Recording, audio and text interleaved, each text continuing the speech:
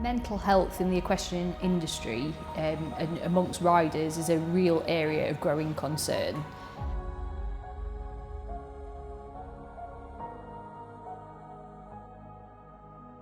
Charles Owen contacted me in spring 2021 and they asked me if I wanted to get involved in a new research project which was looking at something never studied in equestrian sport before. And back then I don't think we could have ever realised really what we were about to stumble across. We've done countless studies into brain injury and have data from thousands of riders who've had accidents, but we've never looked at what this might do for their mental health. Millions have been invested in this topic in other sports since it was found that 28% of professional American footballers have had serious cognitive impairments as a result of concussion. So there's no reason why our sport shouldn't be studying this for riders. An accident in horse riding has potential to involve higher forces in other sports, so it's a fascinating area to study.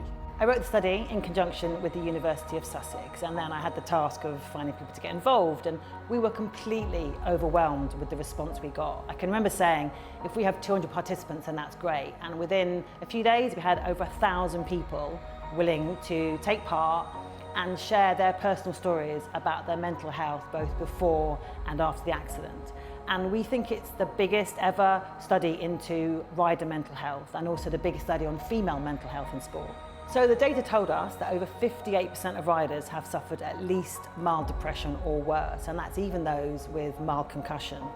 But what I found really interesting is that 30% of those riders haven't returned to their baseline mental health score, which means they're potentially still suffering now. We started Riders' Minds, it was in the pipeline 3-4 years ago because there was actually nothing available for any equestrian people involved in the industry or for riders to actually support them and help them with their mental health. The frustrating thing is, when we conduct research like this, we feel that there's a lot we can do to prevent severe brain injury and concussion. The human brain is like this jelly floating inside this jar. When we impact the head and hit the sides of the skull, it damages the brain. When this happens, it's believed certain proteins can be released, which can impact proper brain function. And the symptoms of concussion can take 6 months to a year to develop, where you then will start to see mental health problems form in those people. I think the willingness of the riders to take part and share their personal stories has been really amazing, and it's testament to just how important this topic is.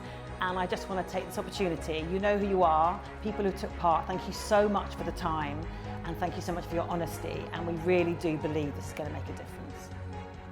I was obviously married to somebody who's suffered severely with his own mental health, so much that actually last year he took his own life. But it's then, since that, it's now a subject that I'm even more passionate about making a difference within.